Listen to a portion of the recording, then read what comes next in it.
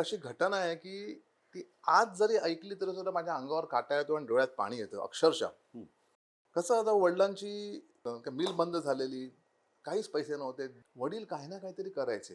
हं. त्यावेळी महाराष्ट्र राज्य लॉटरीची तिकीटे होती, तर हं. ती तिकीटं विकायचे, हं. अगरबत्त्या विकायचे. एक दिवस असं झालं कॉलेजमध्ये. कॉलेजमध्ये, हं. तर ते अरोरा थिएटरमध्ये काही मूव्ही लागलेला सकाळी सकाळी.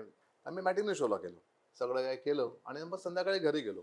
सगळी मुलं प्रत्येक जण काही ना काहीतरी कुठेतरी शोला गेला तर काय प्रत्येक गोष्टी येऊन काय घरी सांगत नाही बरोबर. हं. त्याच दिवशीची गोष्ट रात्रीची. हं.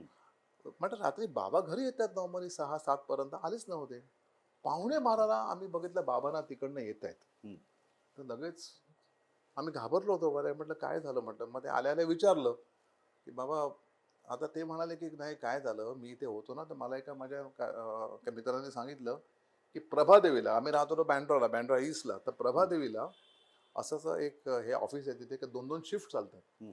तर मग त्या शिफ्टमध्ये जर तुम्ही गेलात तर तिकडे लॉटरी तिकडे तर धंदा चांगला होईल. हं. तर मी लगेच तिथे गेलो. तिकडे माझी फटाफट फटाफट 50 तिकडे विकली गेली आधी.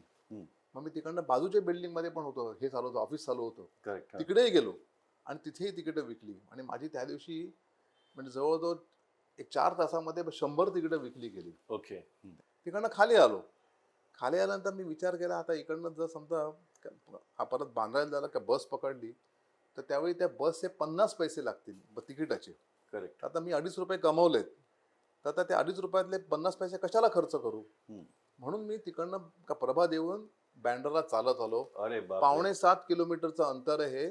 जवळजवळ चालायला 1.5 ते पावणे 2 तास लागतात. अरे बापरे! ते ऐकल्यानंतर माझ्या काळजाचं पाणी झालं अक्षरशः.